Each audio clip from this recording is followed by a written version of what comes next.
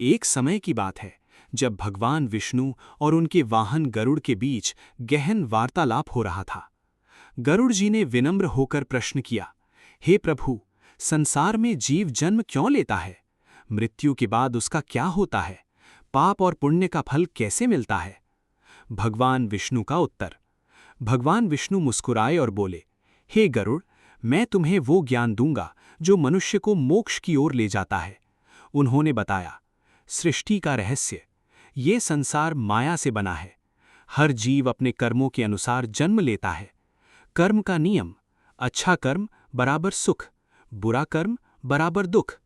कोई भी अपने कर्मों से बच नहीं सकता। जीवन और मृत्यु का सत्य भगवान ने समझाया। जन्म और मृत्यु एक चक्र है। आत्मा कभी नहीं मरती, शरीर नश्वर है। पाप और पुण्य, उन्होंने कहा, जो धर्म का पालन करता है स्वर्ग जाता है, जो अधर्म करता है नरक में कष्ट भोगता है। मोक्ष का मार्ग, मोक्ष पाने के लिए आवश्यक है भक्ति, सत्य, दया, भगवान का स्मरण। गरुड़ का अगला प्रश्न। पहले अध्याय में ज्ञान सुनने के बाद गरुड़ जी और अधिक जिज्ञासु हो गए। उन्होंने भगवान विष्णु से पूछा, हे प्रभु, जब मनुष्य की मृत्यु होती है तो उसकी आत्मा के साथ क्या होता है? वो कहाँ जाती है? क्या उसे तुरंत फल मिलता है या बाद में? भगवान विष्णु का उत्तर। भगवान विष्णु बोले, हे गरुड़, मृत्यु के बाद आत्मा एक सूक्ष्म शरीर धारण करती है जिसे प्रेत शरीर कहते हैं। मृत्यु के बाद की पहली अवस्था। जब मनुष्य की मृत्यु होती है, आत्मा शरीर को छोड़ देती है, लेकिन कुछ समय तक अपने घर परिवार के आसपास ही रहती है। उसे अपने प्रियजनों से अलग होने का दुख होता है। इस अवस्था को प्रेत अवस्था कहा जाता है। यमदूतों का आगमन। कुछ समय बाद आते हैं यमदूत, यानी यमराज के दूत। वे आत्मा को लेने आते हैं। जिन लोगों ने पाप किए होते हैं उनके लिए यह अनुभव बहुत भयानक होता है। पापियों की स्थिति। भगवान विष्णु ने बताया, पापी आत्माएं डर जाती हैं। यमदूत उन्हें बांध कर ले जाते हैं। उन्हें कष्ट और भय का अनुभव होता है। पुण्य आत्माओं की स्थिति। जो लोग अच्छे कर्म करते हैं उन्हें यमदूत नहीं डराते। उनके लिए मार्ग आसान होता है, वे शांति से आगे बढ़ते हैं। यमलोक की यात्रा। आत्मा को यमलोक तक जाना पड़ता है। इस यात्रा में रास्ता कठिन होता है, गर्म रेत और अंधकार होता है। पापी को बहुत कष्ट सहना पड़ता है। श्राद्ध का महत्व। भगवान विष्णु ने बताया, जो लोग जीवित रहते हुए अपने पितरों के लिए पिंडदान, श्राद्ध करते हैं, उनकी आत्मा को इस यात्रा में भोजन, जल, सहायता मिलती है। आरंभ। एक आत्मा की यात्रा। घना अंधकार छाया हुआ था। चारों ओर सन्नाटा था। एक मनुष्य, जिसका नाम था धर्मदत्त, अभी अभी मृत्यु को प्राप्त हुआ था। जैसे ही उसकी सांस रुकी, उसने महसूस किया कि वो अपने शरीर से अलग हो चुका है। वो अपने ही शरीर को देख रहा था। उसके परिवार वाले रो रहे थे, लेकिन वो कुछ कर नहीं पा रहा था। प्रेत अवस्था की पीड़ा। धर्मदत्त अब एक सूक्ष्म शरीर में था। उसे भूख लग रही थी, प्यास लग रही थी, लेकिन कुछ भी खा या पी नहीं सकता था। वो अपने घर के आसपास भटकता रहा, अपनों को पुकारता रहा, लेकिन कोई उसे सुन नहीं पा रहा था। यमदूतों का आगमन। अचानक आकाश में एक भयानक गर्जना हुई। दो विशाल, डरावने प्राणी प्रकट हुए। यमदूत। उनकी आंखें लाल थीं, हाथों में लोहे की जंजीरें थीं। उन्होंने धर्मदत्त को पकड़ लिया। भय और कष्ट। धर्मदत्त चिल्लाया, मुझे छोड़ दो, मैंने क्या किया है? यमदूत बोले, हे जीव, अब तुझे अपने कर्मों का फल भोगना होगा। यमलोक की कठिन यात्रा। यमदूत उसे एक अंधेरे रास्ते पर ले जाने लगे। वो रास्ता था कांटों से भरा, जलती हुई रेत, भयानक जीवों से घिरा। हर कदम पर धर्मदत्त को पीड़ा होती थी। वैतरणी नदी। कुछ दूरी पर एक भयानक नदी आई, वैतरणी। उसमें खून और गंदगी बह रही थी। उसमें भयानक जीव थे। धर्मदत्त डर गया। यमदूत बोले, इसे पार करना ही होगा। पुण्य का सहारा। तभी एक अद्भुत घटना हुई। एक गाय प्रकट हुई और धर्मदत्त को सहारा देकर नदी पार करा दिया। ये उसी के जीवन में किए गए गोदान का फल था। यमलोक का द्वार। आखिरकार वे पहुंचे यमलोक। वो स्थान विशाल, गंभीर और रहस्यमय था। यमराज का दरबार। धर्मदत्त को ले जाया गया यमराज के सामने। यमराज सिंहासन पर बैठे थे, न्यायपूर्ण, शांत लेकिन प्रभावशाली। चित्रगुप्त का लेखा।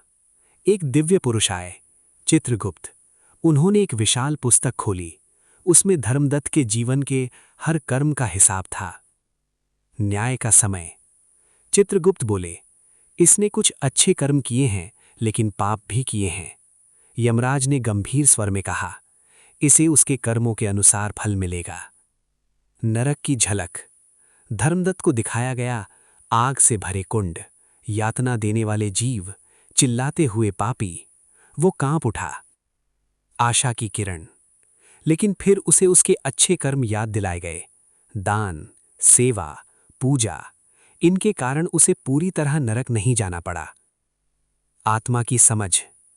अब धर्मदत्त समझ चुका था, जीवन में किए गए हर कर्म का फल मिलता है, कुछ भी छुपा नहीं रहता। आरंभ। निर्णय के बाद। यमराज के दरबार में खड़ा धर्मदत्त कांप रहा था। अभी अभी यमराज ने उसके कर्मों का निर्णय सुनाया था। उसकी आंखों में डर था, उसका मन पछतावे से भर चुका था, लेकिन अब समय निकल चुका था। आदेश। यमराज ने गंभीर स्वर में कहा, हे धर्मदत्त, तूने जीवन में पुण्य भी किए हैं, लेकिन पाप भी कम नहीं हैं। इसलिए तुझे पहले अपने पापों का फल भोगना होगा। ये सुनते ही यमदूत आगे बढ़े, वही भयानक यमदूत। उन्होंने धर्मदत्त को पकड़ लिया और नरक की ओर ले जाने लगे। नरक का द्वार। जैसे जैसे वे आगे बढ़े, वातावरण बदलने लगा। अंधकार और गहरा हो गया। हवा में जलन और दुर्गंध भर गई। चारों ओर चीखों पुकार गूंजने लगी। धर्मदत्त का दिल जोर जोर से धड़कने लगा। पहला नरक, तामिस्र। यमदूत उसे एक स्थान पर ले गए, तामिस्र नरक। यहां घोर अंधकार था। लोगों को रस्सियों से बांधकर पीटा जा रहा था। यमदूत बोले, जो लोग दूसरों का धन छीनते हैं, धोखा देते हैं, उन्हें यहां लाया जाता है। धर्मदत्त ने देखा, कुछ लोग दर्द से चिल्ला रहे थे। दूसरा नरक, अंधतामिस्र। आगे बढ़ते हुए वे पहुंचे अंधतामिस्र नरक में। यहां पीड़ा और भी भयानक थी। आत्माओं को अंधा कर दिया जाता था, उन्हें भूखा प्यासा रखा जाता था। ये उन लोगों के लिए था जिन्होंने परिवार और संबंधों में विश्वासघात किया। तीसरा नरक, रौरव। अब वे पहुंचे सबसे डरावने स्थान पर, रौरव नरक। यहां भयानक जीव आत्माओं को नोच रहे थे। चीखें इतनी तेज थीं कि कान फट जाएं। यमदूत बोले, जो लोग निर्दयी होते हैं और दूसरों को कष्ट देते हैं, उनका यही स्थान है। धर्मदत्त की हालत। धर्मदत्त ये सब देखकर डर से कांप उठा। उसने रोते हुए कहा, हे प्रभु, मुझे बचा लो। लेकिन यमदूत बोले, अब केवल कर्म ही तुझे बचा सकते हैं। चौथा नरक, कुंभीपाक। अब उसे ले जाया गया कुंभीपाक नरक में। ये सबसे भयानक था। उबलते हुए तेल के बड़े बड़े कुंड, आत्माओं को उसमें डाला जा रहा था। ये उन लोगों के लिए था जिन्होंने जीवों को कष्ट दिया, हत्या की। पांचवां नरक, कालसूत्र। यहां जमीन आग की तरह तप रही थी। ऊपर से भी आग बरस रही थी। आत्माएं जल रही थीं, चीख रही थीं। धर्मदत्त का अनुभव। धर्मदत्त को भी उसके छोटे छोटे पापों के अनुसार थोड़ी थोड़ी यातना दी गई। वो दर्द से चिल्ला उठा। उसे अब समझ आ गया था, पाप कितना भारी पड़ता है। पुण्य का प्रभाव। लेकिन तभी एक चमत्कार हुआ। धर्मदत्त के जीवन में किए गए दान, सेवा, भगवान का नाम उसकी रक्षा करने लगे। यातना धीरे धीरे कम होने लगी। आत्मा का परिवर्तन। अब धर्मदत्त बदल चुका था। उसका अहंकार टूट चुका था। वो पश्चाताप कर रहा था। उसके अंदर विनम्रता आ गई थी। आत्मा का परिवर्तन। अब धर्मदत्त बदल चुका था। उसका अहंकार टूट चुका था। वो पश्चाताप कर रहा था। उसके अंदर विनम्रता आ गई थी। यमराज का संदेश। अंत में उसे फिर से यमराज के पास लाया गया। यमराज बोले, हे जीव, नरक का अनुभव तुझे सुधारने के लिए था, ना कि केवल दंड देने के लिए। अब तू अपने अगले जन्म के लिए तैयार हो जा। नया आरंभ। धर्मदत्त की आत्मा अब शांत थी। उसे एक नया अवसर मिलने वाला था। एक नया जन्म। आरंभ। नरक के बाद की शांति। नरक की भयानक यातनाएं भोगने के बाद धर्मदत्त की आत्मा अब शांत हो चुकी थी। उसका अहंकार टूट चुका था। उसके अंदर अब केवल एक ही भावना थी, सच्चा ज्ञान और पश्चाताप। उसे फिर से यमराज के दरबार में लाया गया। यमराज का नया निर्णय। यमराज ने गंभीर लेकिन करुण स्वर में कहा, हे धर्मदत्त, तूने अपने पापों का फल भोग लिया है। अब तेरे पुण्य कर्मों का समय आया है। धर्मदत्त के चेहरे पर पहली बार शांति की झलक दिखाई दी। स्वर्ग की ओर यात्रा। अब यमदूतों का स्वरूप बदल चुका था। वे अब डरावने नहीं बल्कि शांत और उज्जवल लग रहे थे। उन्होंने धर्मदत्त से कहा, अब हम तुम्हें स्वर्ग ले जा रहे हैं। जैसे ही वे आगे बढ़े, रास्ता बदल गया। अंधकार की जगह प्रकाश था, दुर्गंध की जगह सुगंध थी, पीड़ा की जगह मधुर संगीत था। स्वर्ग का प्रवेश द्वार। कुछ समय बाद वे पहुंचे स्वर्गलोक। वो स्थान अद्भुत था। स्वर्ण से बने महल, सुंदर बाग बगीचे, दिव्य संगीत और नृत्य। धर्मदत्त की आंखें आश्चर्य से भर गईं। स्वर्ग का अनुभव। स्वर्ग में धर्मदत्त ने अनुभव किया, कोई दुख नहीं, कोई भय नहीं, केवल आनंद ही आनंद। उसे वहां स्वादिष्ट भोजन, सुगंधित पुष्प, सुंदर वातावरण, सब कुछ मिला। पुण्य का फल। यमदूतों ने बताया कि यह सब तेरे अच्छे कर्मों का फल है, दान, सेवा और भक्ति का परिणाम। धर्मदत्त को याद आया कि उसने कभी गरीबों की मदद की थी, मंदिर में सेवा की थी, भगवान का नाम लिया था। आज वही सब उसका सहारा बन गया था। आत्मा का ज्ञान। स्वर्ग में रहते रहते धर्मदत्त को एक गहरी समझ मिली कि सुख और दुख दोनों अस्थायी हैं। उसे समझ आया कि स्वर्ग भी अंतिम लक्ष्य नहीं है, असली लक्ष्य है मोक्ष। समय का अंत। कुछ समय बाद यमदूत फिर आए। उन्होंने कहा, हे धर्मदत्त, अब तेरे पुण्य समाप्त हो रहे हैं, अब तुझे पुनः जन्म लेना होगा। धर्मदत्त थोड़ा उदास हुआ, लेकिन अब वह समझदार बन चुका था। पुनर्जन्म की तैयारी। अब उसे एक नए जन्म के लिए तैयार किया गया। यमराज ने कहा कि तेरे कर्मों के अनुसार तुझे एक अच्छा मानव जन्म मिलेगा। नया जन्म। धर्मदत्त की आत्मा पृथ्वी की ओर बढ़ी। एक नए घर में, एक नए शरीर में उसने पुनः जन्म लिया। पिछले जन्म की झलक। हालांकि उसे सब कुछ याद नहीं था, लेकिन उसके अंदर कुछ गुण थे, दया, भक्ति, सच्चाई। ये उसके पिछले जन्म के संस्कार थे। गहरा रहस्य। भगवान विष्णु ने गरुड़ जी से कहा, हे गरुड़, यही जन्म मरण का चक्र है। जीव बार बार जन्म लेता है जब तक वह मोक्ष प्राप्त न कर ले। मोक्ष का मार्ग। भगवान ने बताया कि मोक्ष पाने के लिए जरूरी है सच्ची भक्ति, निष्काम कर्म, ज्ञान, भगवान का स्मरण। अध्याय 5 का गहरा संदेश। जीवन का चक्र। जन्म और मृत्यु एक निरंतर प्रक्रिया है। कर्म का फल। हर कर्म का फल अवश्य मिलता है। स्वर्ग और नरक दोनों अस्थायी हैं। अंतिम लक्ष्य मोक्ष ही जीवन का असली उद्देश्य है। आरंभ। नया जीवन, पुरानी सीख। धर्मदत्त अब एक नए शरीर में जन्म ले चुका था। एक छोटे से गांव में उसका नाम रखा गया सत्यप्रकाश। बचपन से ही वह दूसरों से अलग था। उसे भक्ति में रुचि थी। वह झूठ से दूर रहता था। दूसरों की मदद करना उसे अच्छा लगता था। ये उसके पिछले जन्म के संस्कार थे। एक अनजानी बेचैनी। जैसे जैसे सत्यप्रकाश बड़ा हुआ, उसके मन में एक प्रश्न बार बार उठता, मैं कौन हूं? जीवन का असली उद्देश्य क्या है? उसे लगता था कि जीवन केवल खाना, कमाना और मर जाना नहीं है। संत से भेंट। एक दिन गांव में एक महान संत आए। सत्यप्रकाश उनके पास गया और पूछा, गुरुदेव, मुझे सत्य का मार्ग बताइए। संत मुस्कुराए और बोले, हे बालक, तू वही आत्मा है जो जन्म और मृत्यु से परे है। आत्मा का ज्ञान। संत ने समझाया, शरीर नश्वर है लेकिन आत्मा अमर है। उन्होंने कहा, तुम शरीर नहीं हो, तुम आत्मा हो जो कभी नहीं मरती। जन्म मरण का चक्र। संत बोले, जब तक मनुष्य अपने असली स्वरूप को नहीं पहचानता, तब तक वह बार बार जन्म लेता है। ये वही बात थी जो भगवान विष्णु ने गरुड़ को बताई थी। माया का जाल। संत ने कहा, संसार एक माया है। लोग धन, अहंकार और इच्छाओं में फंस जाते हैं। यही बंधन का कारण है। साधना की शुरुआत। सत्यप्रकाश ने संत से दीक्षा ली और साधना शुरू की। ध्यान, जप, सेवा। धीरे धीरे उसका मन शांत होने लगा। भगवान का स्मरण। वह रोज भगवान विष्णु का नाम जपता। ओम नमो नारायणाय, हरे कृष्ण। उसकी भक्ति गहरी होती गई। आत्मज्ञान की झलक। एक दिन ध्यान में उसे एक अद्भुत अनुभव हुआ।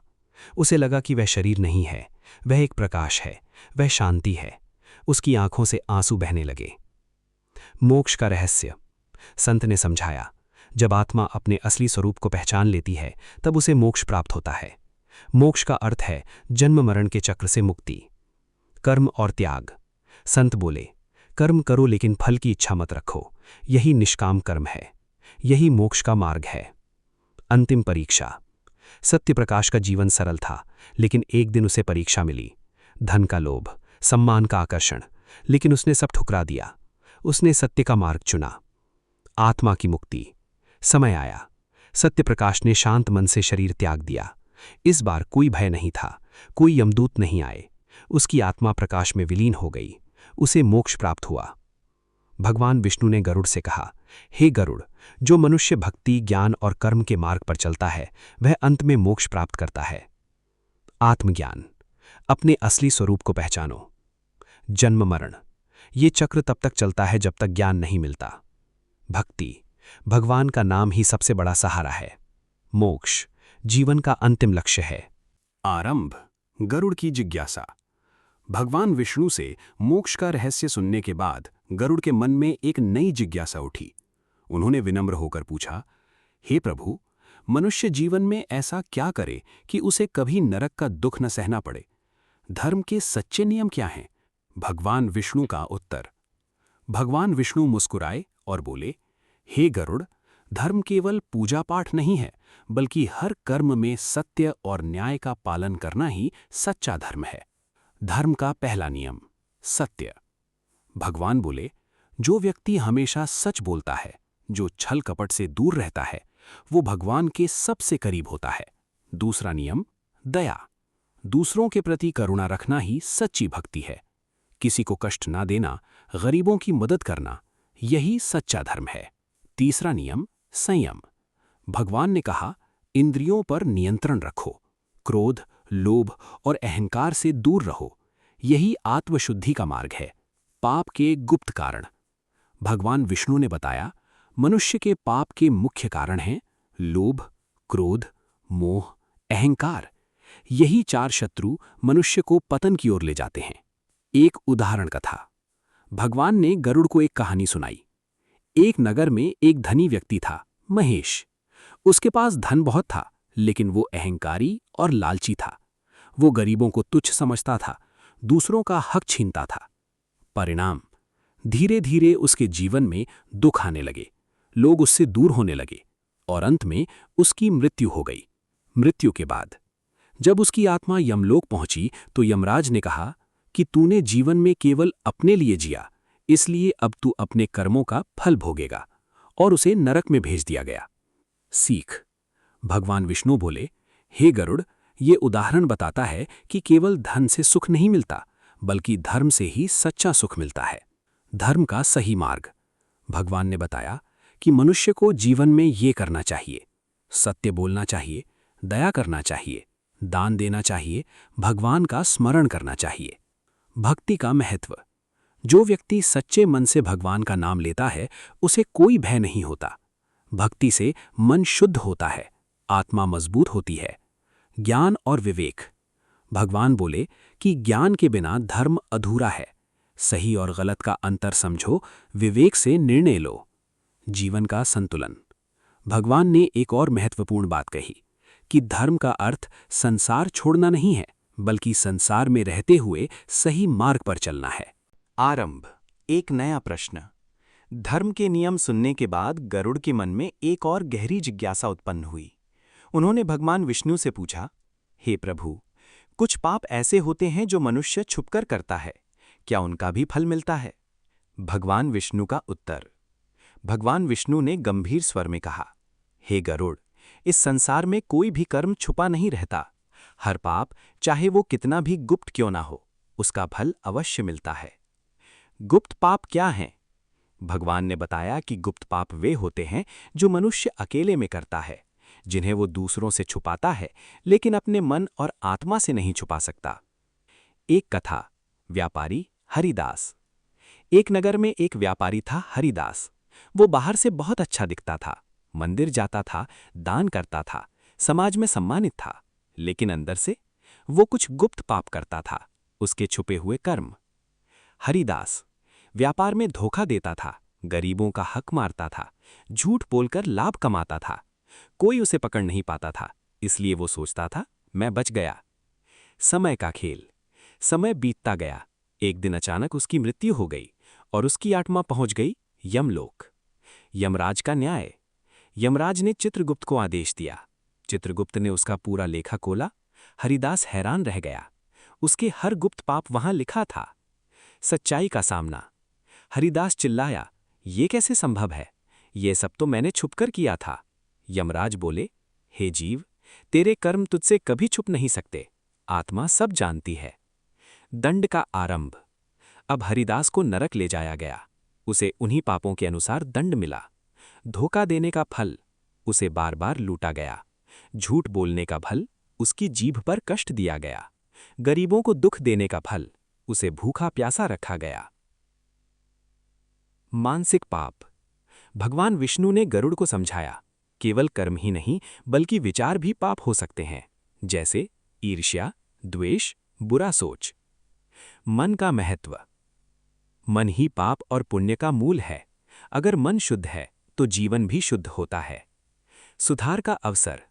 हरिदास ने नरक में बहुत कष्ट सहा, लेकिन धीरे धीरे उसे अपने पापों का एहसास हुआ। उसने पश्चाताप किया और यही उसका पहला सुधार था। भगवान का संदेश। भगवान विष्णु बोले, हे गरुड़, मनुष्य को केवल बाहरी नहीं बल्कि अंदर से भी शुद्ध होना चाहिए। पाप से बचने का मार्ग।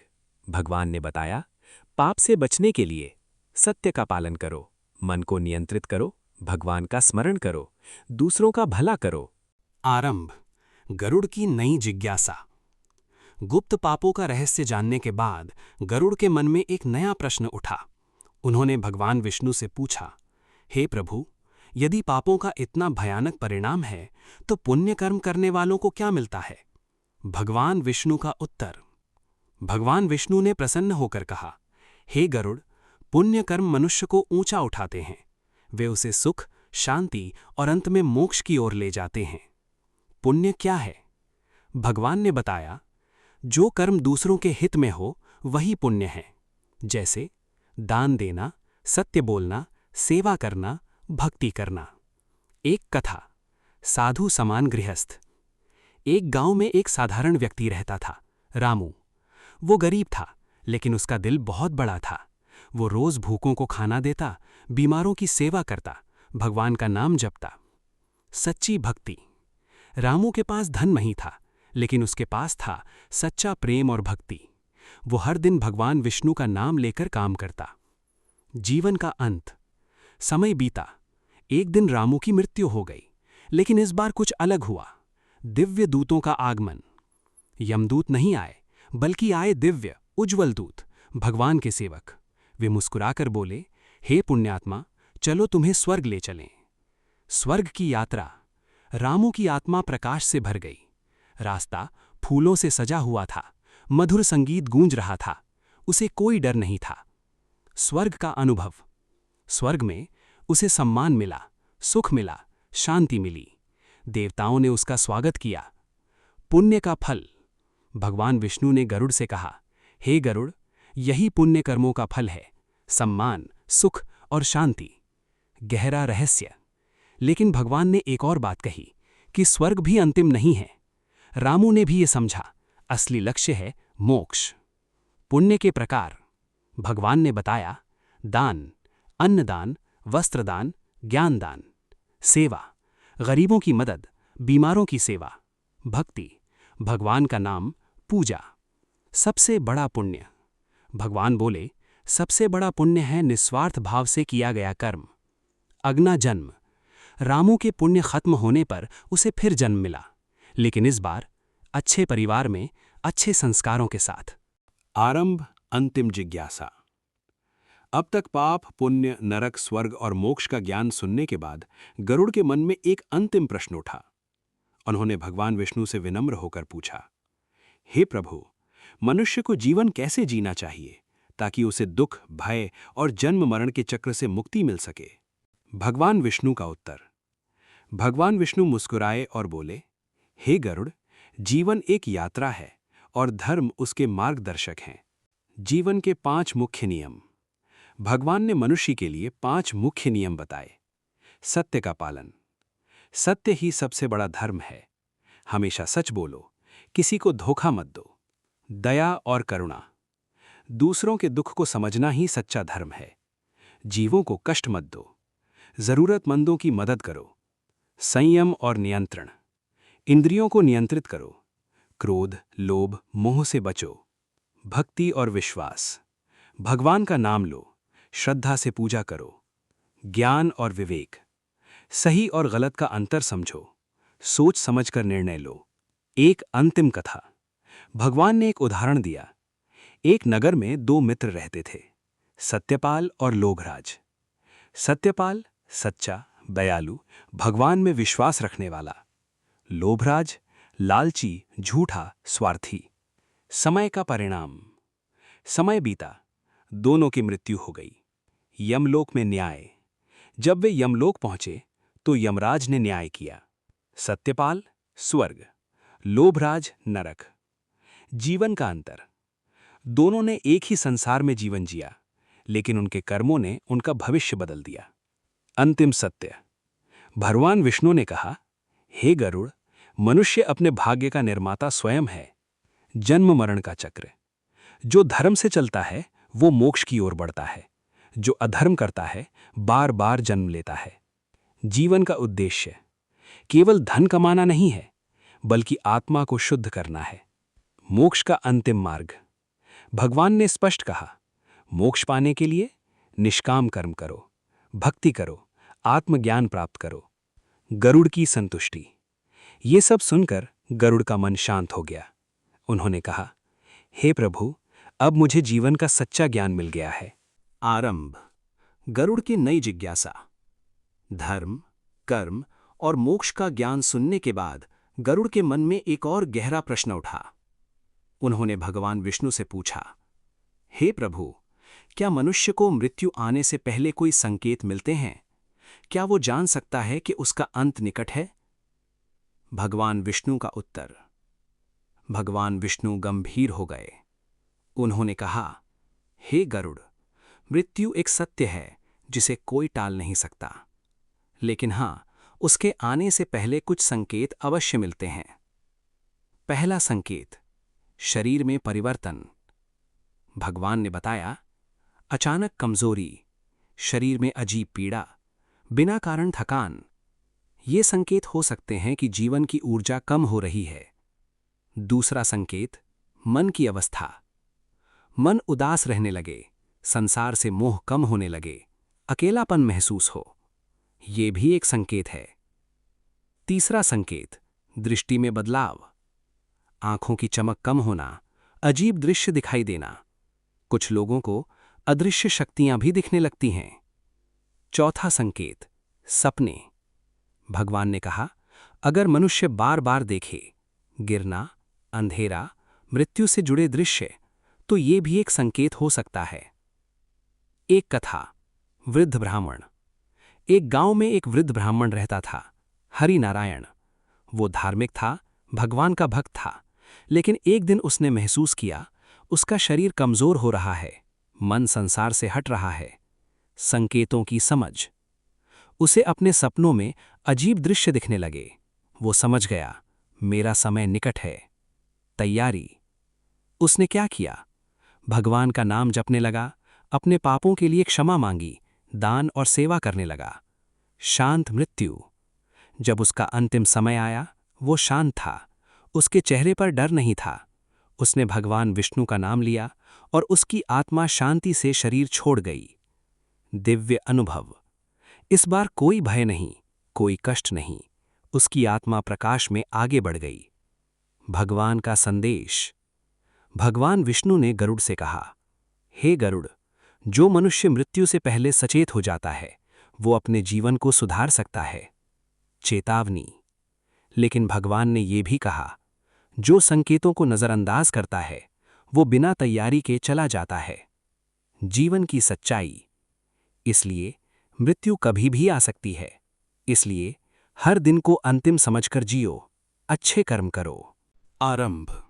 गरुड़ का अंतिम प्रश्न। अब तक मृत्यु, नरक, स्वर्ग और मोक्ष का ज्ञान सुनकर गरुड़ का मन गहरे चिंतन में डूब गया। उन्होंने भगवान विष्णु से अंतिम प्रश्न किया, हे प्रभु, मृत्यु के बाद आत्मा की पूरी यात्रा कैसी होती है? अंततः वह कहाँ पहुँचती है? भगवान विष्णु का उत्तर। भगवान विष्णु ने शांत स्वर में कहा, हे गरुड़, आत्मा अनादि और अनंत है। वह केवल शरीर बदलती है, समाप्त नहीं होती। आत्मा की यात्रा की शुरुआत। जब मनुष्य मरता है, आत्मा शरीर छोड़ देती है। वह एक सूक्ष्म रूप धारण करती है। यह यात्रा तुरंत शुरू हो जाती है। 3 मार्ग। भगवान ने बताया कि मृत्यु के बाद आत्मा 3 मार्गों में से एक पर जाती है। पापियों का मार्ग। यमदूत आते हैं, आत्मा को नरक ले जाया जाता है, वहां उसे कष्ट भोगना पड़ता है। पुण्यात्माओं का मार्ग। दिव्य दूत आते हैं, आत्मा स्वर्ग जाती है, वहां सुख और आनंद मिलता है। योगियों का मार्ग। उन्हें किसी दूत की आवश्यकता नहीं होती, उनकी आत्मा सीधे परमात्मा में विलीन हो जाती है। एक अंतिम कथा। 3 मित्र। भगवान ने एक उदाहरण दिया। 3 मित्र थे, धर्मपाल, सुखदेव, योगेश। धर्मपाल, मिश्रित कर्म, कुछ अच्छे कुछ बुरे कर्म। पहले नरक फिर स्वर्ग मिला। सुखदेव, केवल अच्छे कर्म, उसे स्वर्ग मिला। योगेश, भक्ति और ज्ञान में लीन, उसे मोक्ष प्राप्त हुआ। आत्मा का अंतिम लक्ष्य। भगवान विष्णु बोले, हे गरुड़, आत्मा का अंतिम लक्ष्य परमात्मा से मिलन है।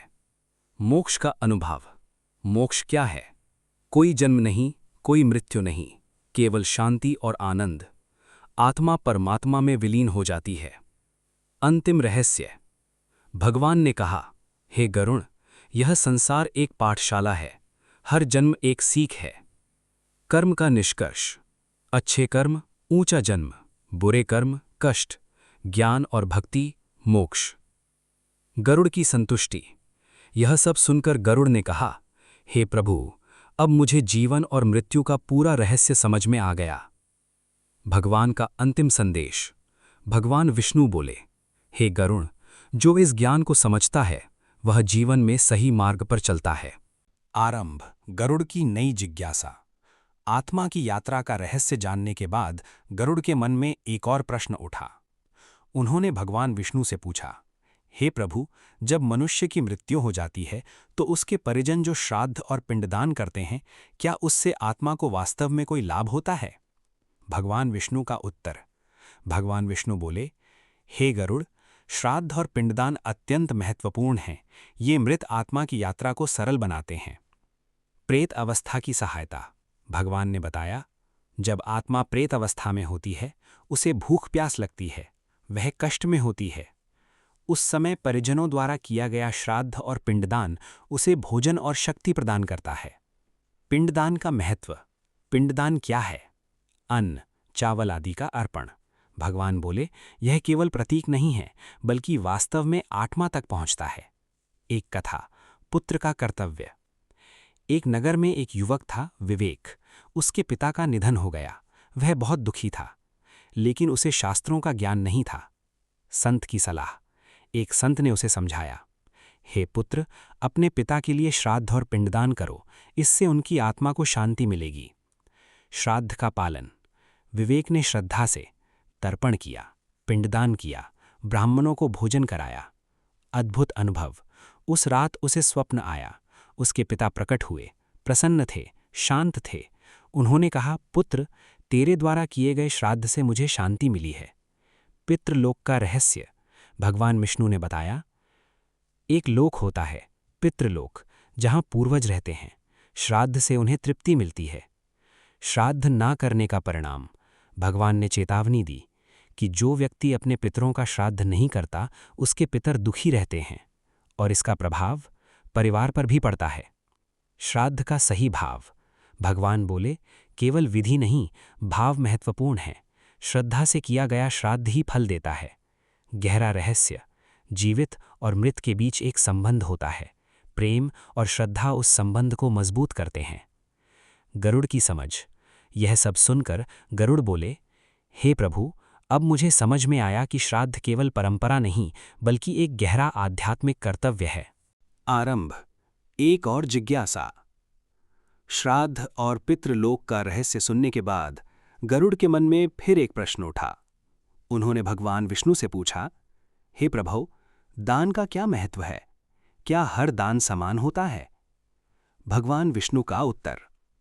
भगवान विष्णु मुस्कुराए और बोले, हे गरुड़, दान मनुष्य को महान बनाता है, लेकिन दान का फल उसके भाव और उद्देश्य पर निर्भर करता है। दान का सही अर्थ।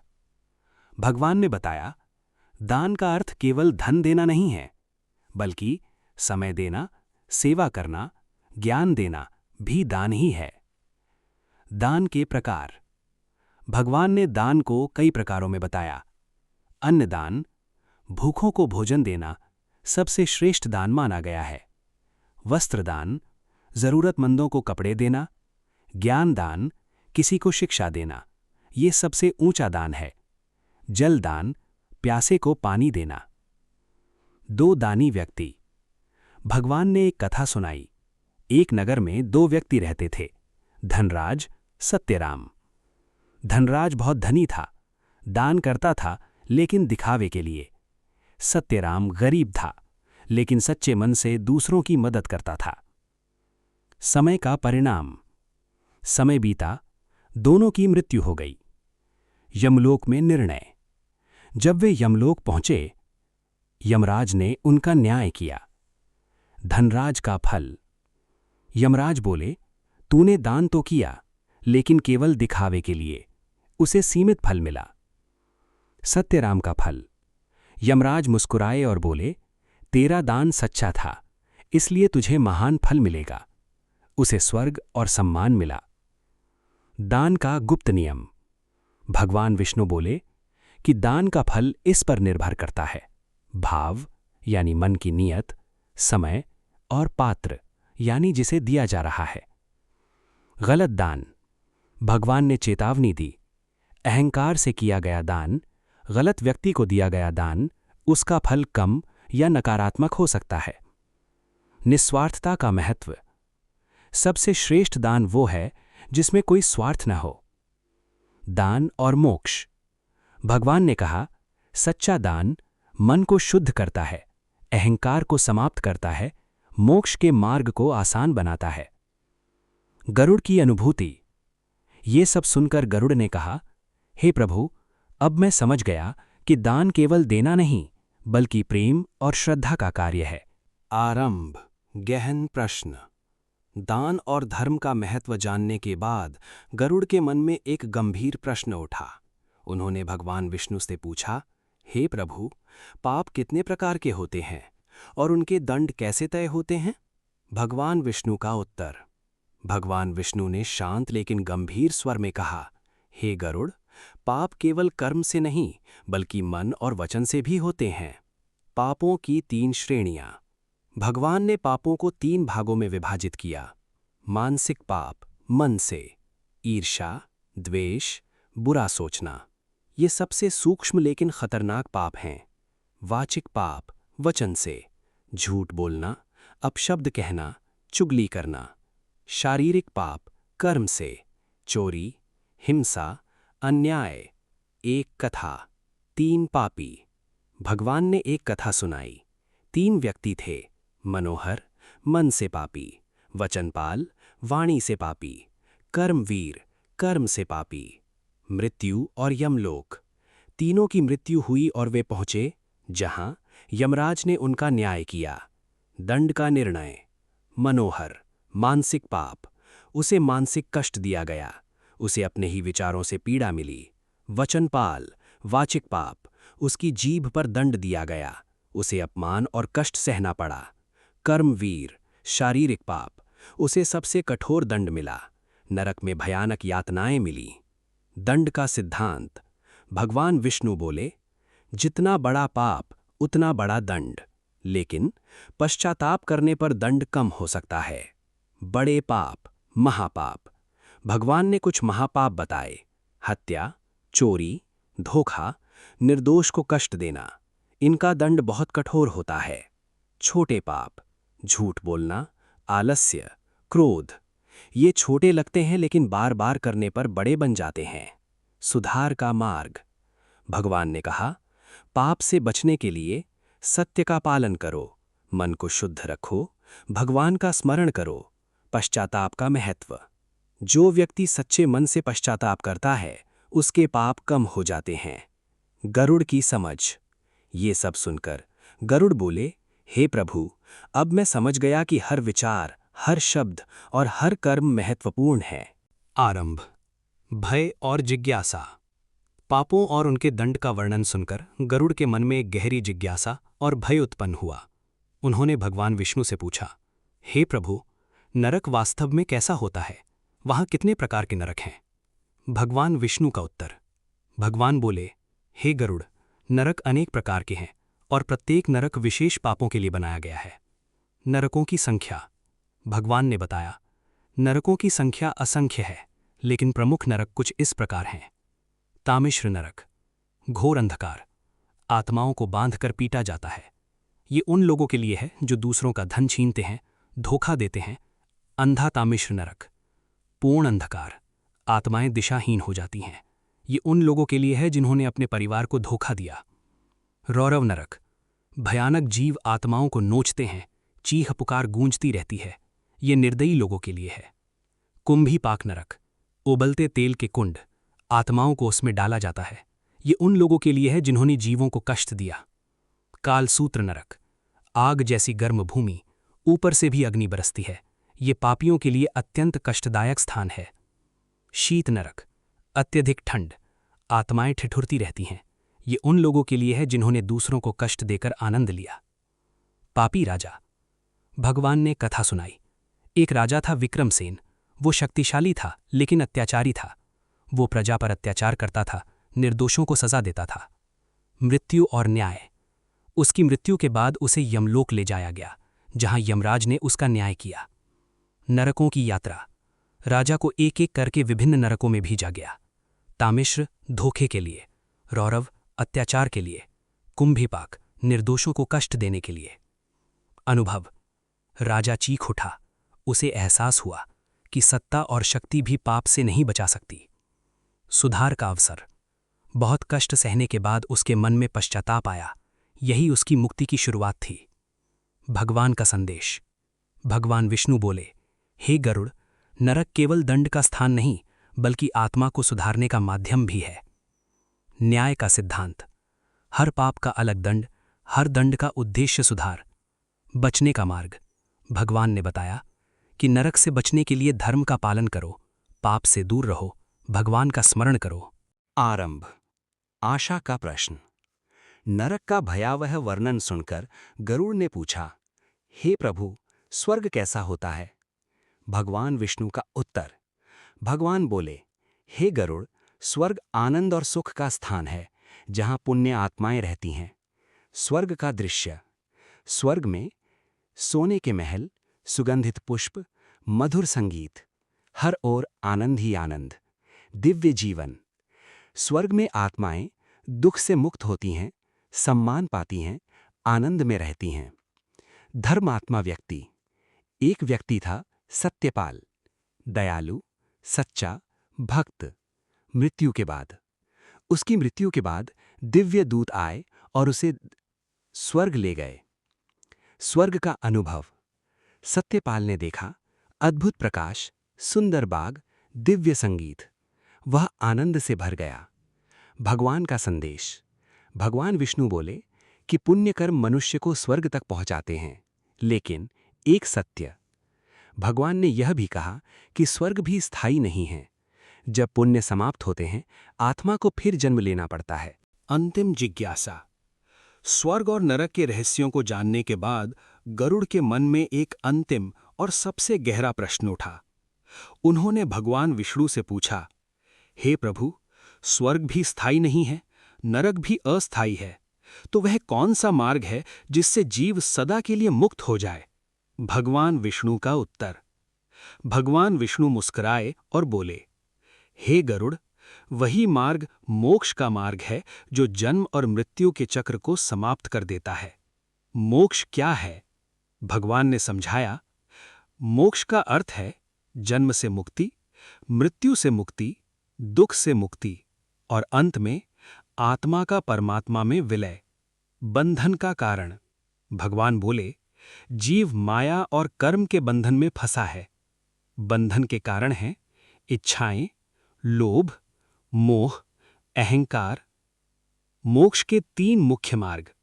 भगवान विष्णु ने 3 मार्ग बताए। ज्ञान योग, आत्मा और परमात्मा का ज्ञान। मैं शरीर नहीं, आत्मा हूं। इससे अज्ञान दूर होता है।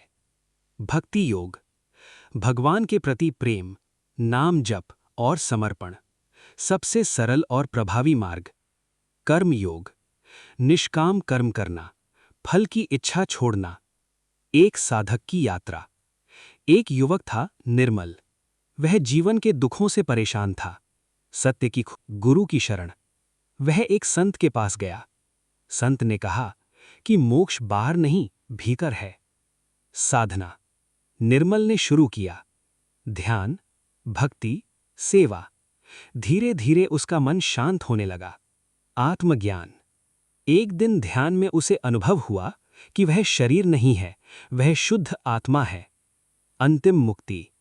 समय आने पर उसने शरीर त्याग दिया, लेकिन इस बार कोई जन्म नहीं, कोई मृत्यु नहीं। गया। उसकी आत्मा परमात्मा में विलीन हो गई। भगवान का अंतिम संदेश। भगवान विष्णु ने कहा, हे गरुड़, जो जीव भक्ति, ज्ञान और कर्म के मार्ग पर चलता है वह अंत में मोक्ष प्राप्त करता है। गरुड़ की अनुभूति। ये सुनकर गरुड़ ने कहा, हे प्रभु, अब मुझे जीवन का अंतिम सत्य ज्ञात हो गया। गरुड़ पुराण बताता है कि मनुष्य केवल शरीर नहीं बल्कि आत्मा है। शरीर नश्वर है, आत्मा अमर है। हर व्यक्ति अपने कर्मों का फल अवश्य पाता है। अच्छे कर्म सुख और स्वर्ग, बुरे कर्म दुख और नरक। कोई भी कर्म छुपा नहीं रहता। गरुड़ पुराण में कई प्रकार के नरकों का वर्णन है। पापों के अनुसार अलग अलग दंड, आत्मा को कष्ट देकर सुधार करना। ये चेतावनी देता है कि पाप का अंत दुख है। स्वर्ग सुख और आनंद का स्थान है। पुण्यात्माएं वहां रहती हैं, लेकिन यह स्थायी नहीं है। पुण्य खत्म होने पर पुनः जन्म होता है। आत्मा बार बार जन्म लेती है। जब तक मोक्ष प्राप्त ना हो, कर्मों के अनुसार जीवन मिलता है। मृतात्मा की सहायता के लिए किया जाता है। पितरों को शांति मिलती है। ये केवल परंपरा नहीं बल्कि कर्तव्य है। गरुड़ पुराण बताता है, अन्नदान, जलदान, ज्ञानदान सबसे श्रेष्ठ हैं। सच्चे मन से किया गया दान ही फल देता है। पाप 3 प्रकार के होते हैं, मन से, वचन से, कर्म से। हर पाप का दंड निश्चित है। मृत्यु से पहले संकेत मिलते हैं। मनुष्य को जीवन सुधारने का अवसर मिलता है। मृत्यु के बाद आत्मा नरक, स्वर्ग या मोक्ष की ओर जाती है। मोक्ष पाने के लिए जरूरी है भक्ति, ज्ञान, निष्काम कर्म। यही जीवन का अंतिम लक्ष्य है। गरुड़ पुराण हमें सिखाता है, जैसा कर्म वैसा फल। जीवन को धर्म और सत्य के मार्ग पर जियो। मोक्ष ही सबसे बड़ा लक्ष्य है। दोस्तों, ये ग्रंथ हमें डराने के लिए नहीं बल्कि सही रास्ता दिखाने के लिए है। अच्छा जीवन जियो, दूसरों का भला करो, भगवान का स्मरण करो। इसी में जीवन की सच्ची सफलता है।